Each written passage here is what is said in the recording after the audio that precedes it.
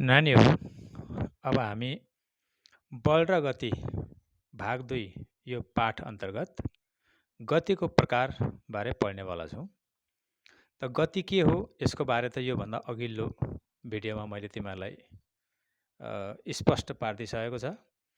र अब यो गति कति प्रकारको हुन्छ मा चाहिँ अब हाम्रो जो किताब छ, हाम्रो जो सिलेबस दिएको छ त्यो अनुसार चाहिँ अब यसमा 6 प्रकारको गति यसलाई मानिलिएको छ।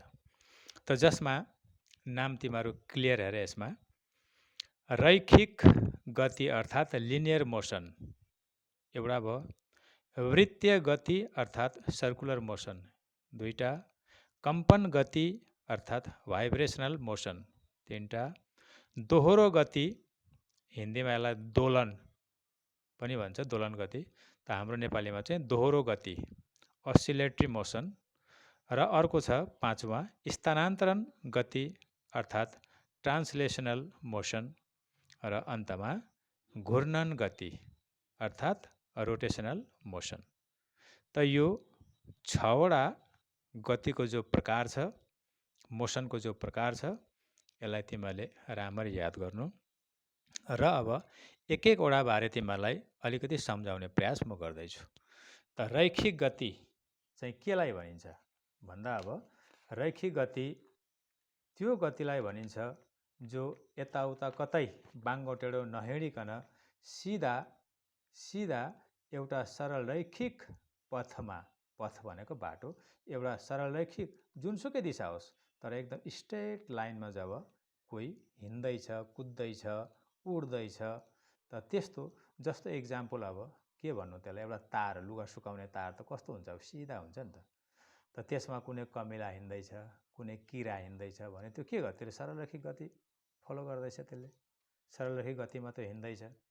त त्यस्तै एउटा सिधा बाटो छ, एकदम स्ट्रेट, एकदम यहाँदेखि सपोज अब उत्तरतिर जाने एकदम सिधा उत्तरतिर जाने कुनै बाटो छ भने त त्यो बाटोमा हिँड्दैछ भने त्यो एउटा सरल रैखिक गतिमा जाँदैछ। त त्यस्तै त यो भयो रैखिक गतिको तिमीहरूलाई कुरा। अब त्यसपछि आयो वृत्तीय गति अर्थात् सर्कुलर मोसन। अब यो चाहिँ कस्तो खालको मोसनलाई भनिन्छ, कस्तो खालको गतिलाई भनिन्छ भन्दाखेरि हाम्रो सौर जगतको तिमीहरूले हेर्छौ नि अलि नक्सा, यो पृथ्वी भयो भने अब यो घुम्दैछ अरे कता, यो सूर्यको वरिपरि घुम्छ भन्छ नि। एउटा वृत्तीय माने गोलाकार बाटोमा यो पृथ्वी सूर्यको वरिपरि जुन प्रकारले घुम्छ एउटा गोलाकार बाटोमा, त एउटा वस्तु कुनै अर्को वस्तु, यसरी नै भन्नु पर्यो यो। त यो चाहिँ अब तिमीहरूले यसको सहायता चाहिँ किताबको द्वारा लिनु, म यहाँ सम्झाउने प्रयास मात्रै गर्दैछु तिमीहरूलाई।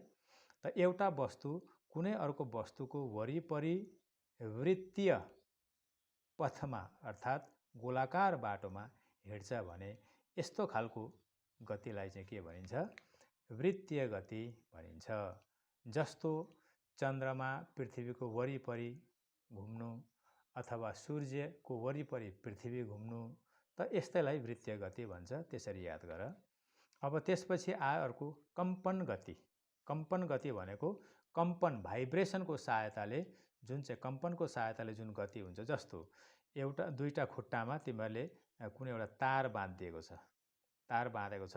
अब यो तारलाई तिमीहरूले समातेर अलिकति माथि तानेर चाहिँ छोडिदियो भने के हुन्छ, यो भाइब्रेसन हुन्छ नि, दुईपट्टि नै बराबरी जान्छ, जाँदैन, यसरी फर्र काम्छ काम्दैन। त यसरी कम्पनद्वारा माने कम्पन हुँदाखेरि जुन गति त्यसले लिन्छ, यस्तैलाई भाइब्रेसनल मोसन अर्थात् कम्पन गति भनिन्छ। त यस्तो कम्पन गति त अब हामी साइकलको घन्टी बजाउँदा पनि त्यो कम्पन हुन्छ नि। खासमा त अब जो आवाज निक्लिन्छ त्यो अब ध्वनि कुनै वस्तुको कम्पनद्वारा नै उत्पन्न हुन्छ। तर त्यतापट्टि होइन, कुरा चाहिँ कतापट्टि भन्दा त्यो घन्टी बजाउँदा घन्टी जुन चाहिँ काम छ, थर्र कामेको जस्तो हुन्छ नि, हातले छुँदाखेरि त्यो महसुस हुन्छ, त्यस्तो अनुभव हुन्छ त्यस्तो। त त्यति बेला त्यो घन्टी अलिकति तलमाथि गएर त्यो कामेको हुँदो रहेछ, र त्यस्तो काम्नु पर्दाखेरि जुन त्यसले गति गर्छ त्यसलाई कम्पन गति भनिन्छ। त यही कुरा त अब स्कुलमा घन्टी बजाउँदा पनि त त्यो कुरा आयो, या कसैले के भन्छ गिटार बजाउँदाखेरि तार जुन चाहिँ अब त्यो चलाउँछ त्यति बेला पनि त त्यस्तै मोसन हुन्छ, अर्थात् कम्पन, पाराकै मोसन कम्पन नै हुन्छ। र यस्तो पाराको जुन गति छ अर्थात् कम्पन हुँदाखेरि जुन गति त्यति बेला देखा पर्छ त्यही नै हो कम्पन गति। त यो भयो 3 नम्बरको कुरा। अब आयो 4 नम्बर दोहोरो गति भनेको अस्सिलेटरी मोसन। त दोहोरो गतिमा चाहिँ अब हामीले चाहिँ एक्जाम्पल अब के लिनु भन्दाखेरि जस्तै कुनै एउटा हाँगा डालामा चाहिँ पिङ तिमीले बनाएको छौ, त पिङमा कोही बसेर चाहिँ अब यो पिङ खेल्दैछ भने अब यो कस्तो खालको हुन्छ त, घरि यता जान्छ घरि यता जान्छ, माने त्यो माने अघि पछि पाराले त्यो माने स्वयं माने वरिपरि घुम्ने त्यस्तो होइन, अलिकति अघि जान्छ फेरि त्यतिकै पछि जान्छ। त यस्तो प्रकारले चाहिँ जुन गति हुन्छ माने रिपिट बार बार ओहोर दोहोर पाराको जो रिपिट हुन्छ त्यस्तो रिपिट त अब हामी केमा पनि भेट्छौँ भन्दाखेरि यो पेन्डुलम, सायद तिमीहरूले अब थाहा छ कि छैन तिमीहरूलाई, घडी अब त्यो खालको देखेको छौ कि छैन। त पेन्डुलमवाला घडी जस्तो यहाँ मैले एउटा अलिकति बनाउने प्रयास गरेको छ, घडी हुन्छ नि यो खालको घडी जसमा अब यहाँ काँटा सबै यो नम्बरहरू सबै यहाँ दिएको हुन्छ दागहरू, त्यसपछि यहाँ मुनि एउटा गोलो यस्तो झुन्डिएको हुन्छ, हुँदैन? यो के हुन्छ, यता जान्छ घरि घरि यता जान्छ, यसरी हल्लिन्छ कि हल्लिँदैन घडी, यो पेन्डुलमवाला घडी। त यसरी पेन्डुलमवाला घडीको जुन चाहिँ यो पेन्डुलम जो हल्लिन्छ त्यो घरि यता जान्छ फेरि त्यतै आउँछ, फेरि यता जान्छ फेरि त्यतै आउँछ। त यो र अब तिमीहरूको अहिले भर्खर मैले बताएको जुन चाहिँ अब पिङको कुरा मैले जो गरेँ, यो पिङको कुरा जो मैले गरेँ, यो अथवा हाते पङ्खा जुन चाहिँ तिमीहरूले चलाउँछौ, हाते पङ्खा चलाउँदा समातेर के हुन्छ, यस्तो यस्तो यस्तो यस्तो पङ्खा चलाउँदाखेरि त्यो घरि जता जान्छ त्यतै उता पनि फेरि पुनः त्यही जग्गामा फेरि उता फेरि, माने यो खालको जुन चाहिँ गति छ हाते पङ्खा चलाउँदाको गति भनौँ, या पिङ खेल्दाको गति, या कोक्रो अब नानीहरू सुताउने कोक्रो जुन चाहिँ छ नि अब त्यो हल्लाउँदाको गति, त यस्तै गति सम्झ। त यो गतिलाई चाहिँ के भनिन्छ, माने दोहोरिरहने गति, त यसलाई चाहिँ के भन्छ, दोहोरो गति। बुझ्यो कुरा? अब आयो स्थानान्तरण गति। त स्थानान्तरण गति भनेको चाहिँ यस्तो गति जसमा चाहिँ एउटा सरल रेखामा कोही वस्तु हिँड्दैछ तर त्यसको सम्पूर्ण भाग नै के हुन्छ, समान रूपले निश्चित समयमा दूरी तय गर्छ भने त्यस्तो खालको गतिलाई चाहिँ के भनिन्छ, स्थानान्तरण गति भनिँदो रहेछ। जस्तो म तिमीलाई एउटा इक्जाम्पल दिन्छु, यहाँ एउटा सपोज एउटा कार छ, कुनै कार छ, अब यो कार यहाँ यसको अब पछाडिपट्टिको हिस्सा यो अरे, यहाँ ड्राइभर बस्ने, त यहाँ कार छ। अब यो कारको यहाँ ए बिन्दु र बी बिन्दु भनौँ न, अगाडि र पछाडिको बिन्दुलाई ए र बी मानिलिउँ। त यो धर्काबाट चाहिँ अब त कार हिँड भनेर घडी हेऱ्यो भने के हुन्छ, एकछिन पछाडि यो कार यहाँ आइपुग्यो होइन, यो कार एकछिन पछाडि यो कार यहाँ आइपुग्छ। त यसरी यो आउँदाखेरि चाहिँ अब यसको ए र बी बिन्दु त यहाँ भयो नि त। त यसको प्रत्येक कण नै, प्रत्येक हिस्सा नै एक निश्चित समयमा बराबरी दूरी तय गरेको हुन्छ नि त अन्त। जस्तो यो ए पोजिसनको यो अगाडिको टाउको त यो जग्गाबाट हिँडेको नि त होइन, त यो जग्गाबाट हिँड्दाखेरि यो यहाँ पुग्यो, त यसले जति दूरी तय गरेको छ त यो हिस्सा त यहाँबाट सुरु गरेको छ, त त्यसले यो जग्गामा फिनिस गर्छ, अन्त गर्छ। त यस्तो अवस्थामा चाहिँ यो सारा जुन चाहिँ पार्ट छ, सारा कण जुन चाहिँ छ, यसको अङ्ग छ जुन चाहिँ गाडीको, यसले एउटा स्ट्रेट लाइनमा यात्रा गर्दैछ, चल्दैछ, अनि निश्चित समय पश्चात यसको प्रत्येक अङ्गले नै बराबरीको दूरी तय गरेको हुन्छ। त यस्तो खालको गतिलाई चाहिँ के भनिँदो रहेछ, स्थानान्तरण गति भनेर भनिँदो रहेछ। अब त्यसपछि आयो घूर्णन गति, रोटेसनल मोसन। त घूर्णन गति चाहिँ कस्तोलाई भन्नु भन्दा अब इक्जाम्पल दिएको छ, जस्तै एउटा ढुङ्गालाई तिमीहरूले दोरीले बाँध र हातले समातेर यसलाई घुमायो भने कस्तो हुन्छ, यो यसरी घुम्छ कि घुम्दैन, यो वरिपरि घुम्छ। तर घुम्दाखेरि यसको माने वृत्तीय बाटैमा घुम्छ, घुमे तापनि तर यसले कुनै एउटा निश्चित बिन्दु बिन्दुलाई चाहिँ अब यसले केन्द्र मानेर यो वरिपरि घुम्छ नि त। फेरि अब यता यो घुम्यो, फेरि यता यो घुम्यो, यसरी घुम्छ भने त कुनै वस्तुले अब कुनै एउटा बिन्दुलाई चाहिँ केन्द्र मानेर चाहिँ यदि त्यो माने समान दूरी राखेर कुनै बिन्दुलाई केन्द्र मान्नुको मतलब यसको दूरी यहाँ जतिको छ यहाँ पनि त्यतिकै हुन्छ। त समान दूरी लिएर ऊ घुमिरहन्छ वृत्ताकार पथमा भने, वृत्ताकार बाटोमा भने, गोलाकार बाटोमा भने त यस्तो खालको गतिलाई चाहिँ के भनिँदो रहेछ? यस्तो खालको गतिलाई भनिँदो रहेछ घूर्णन गति। त यस्तो घूर्णन गतिको इक्जाम्पल त अब हामी पङ्खा चल्दा पनि त इलेक्ट्रिक फ्यान जुन चाहिँ छ, वैद्युतिक पङ्खा जुन चाहिँ छ त्यो चल्दा पनि त्यस्तै थाहा पाउँछ। जस्तै अब यहाँ माथि छ यो पङ्खा, सपोज यो भयो भने अब यो पङ्खा घुम्दा के हुन्छ? वरिपरि घुम्छ, यो ठिकै छ, यसको ब्लेडहरू वरिपरि घुम्छ। तर यो कुनै एउटा जग्गामा केन्द्र, यसलाई केन्द्र मानेर यो वरिपरि घुमिरहन्छ नि त। त यहीसँग इक्जाम्पल यसको मिल्दैछ भने यस्तो घुम्नु त हो वृत्ताकार बाटोमा घुम्छ यो पनि। अघि योभन्दा पहिला पढाएको तिमीहरूलाई सर्कुलर मोसन जस्तै माने वृत्तीय गति जस्तै। तर वृत्तीय गतिमा चाहिँ के अन्तर छ भन्दा वृत्तीय गतिमा चाहिँ जस्तै वृत्तीय गतिको इक्जाम्पलमा मैले सायद तिमीहरूलाई पृथ्वी सूर्यको वरिपरि घुमेको यस्तो इक्जाम्पल दिएको छ वृत्तीय। त यसमा पनि गोलाकारमै घुम्दैछ, तर यहाँ चाहिँ एउटा वस्तु अर्को वस्तुको वरिपरि।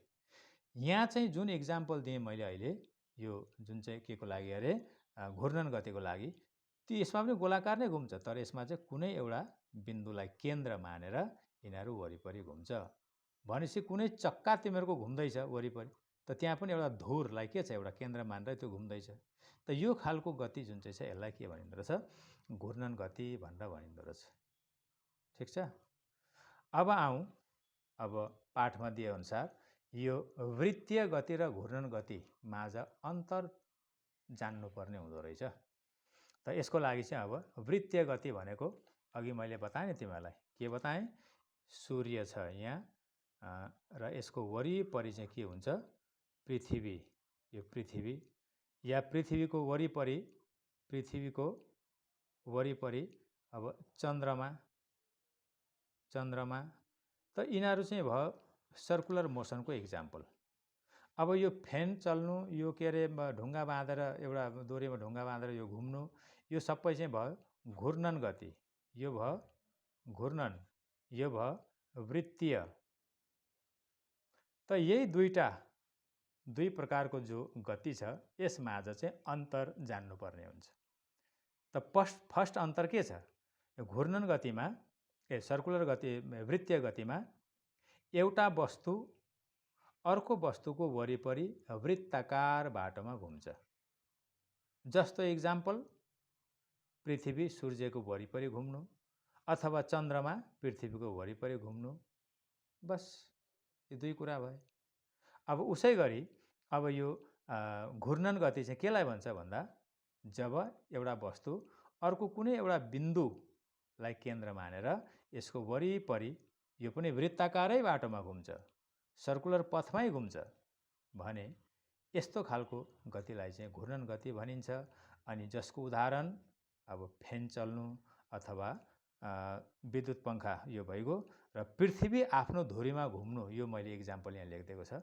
जस्तै पृथ्वी पनि आफ्नो धुरी, यो पृथ्वीको नक्सा तिमीहरूले बनायो भने त यसको पनि त आफ्नो एउटा धुरी हुन्छ अरे नि त, यो धुरीमा घुम्छ अरे नि त्यो, होइन?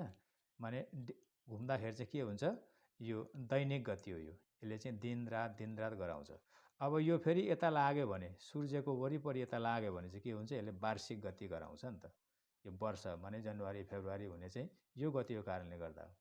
त दिन रात, आज दिउँसो, अब भोलि फेरि राति, के अरे भरे राति, फेरि भोलि दिउँसो, यस्तो चाहिँ यो आफै यसरी घुम्नाले गर्दा यस्तो हुँदो रहेछ नि। यसलाई चाहिँ दैनिक गति भनिँदो रहेछ। त पृथ्वीको दुई किसिमको गति हुँदो रहेछ भने यो पृथ्वी आफ्नो धुरीमा यसरी घुमिरहनु, यो चाहिँ भयो तिमीहरूलाई के को इक्जाम्पल? घूर्णन गतिको इक्जाम्पल। त घूर्णन गतिको इक्जाम्पल भयो भने अब यो दुईटालाई जो लेखिदिएको छ क्लियर, यसबारे अलिकति हेरौँ। त वृत्तीय गति, अहिले मैले भनेको कुरा यहाँ रिपिट हुँदैछ। वृत्तीय गतिमा एउटा वस्तु अर्को वस्तुको वरिपरि वृत्तीय पथमा घुम्छ, सर्कुलर बाटोमै घुम्छ। जबकि घूर्णन गतिमा घूर्णन गतिमा वस्तुले एउटा निर्दिष्ट बिन्दुलाई केन्द्र मानेर वृत्तीय पथमा घुम्छ। यो पनि वृत्तै सर्कुलर बाटोमै घुम्छ। तर यहाँ चाहिँ केन्द्र माने बिन्दुलाई, यहाँ चाहिँ एउटा वस्तु अर्को वस्तुको वरिपरि घुम्यो। यो दुईटा अन्तर हो। अब त्यसपछि अर्को अन्तर के छ? वृत्तीय गतिमा सूर्यको वरिपरि पृथ्वी अनि पृथ्वीको वरिपरि चन्द्रमाको घुमाइ वृत्तीय गति हो। यो इक्जाम्पलको रूपमा पेश गर्यौँ, हामीले राख्यौँ। अब यतापट्टि घूर्णन गतिमा पृथ्वी आफ्नो धुरीमा घुम्नु अनि विद्युत पङ्खाको घुमाइ, यो चाहिँ घूर्णन गतिको। यो पनि फेरि घूर्णनको लागि एउटा इक्जाम्पल हामीले राख्यौँ। त यस प्रकार दुईवटा अन्तर भएको त अन्त। यो वृत्तीय गति र घूर्णन गतिमा भिन्नता लेख, अन्तर लेख भनेर तिमीहरूलाई यसको भिन्नता यो भन्यो भने तिमीहरूले यो किसिमले अब यसलाई याद गर्नु पर्यो। ल त आजलाई यति नै।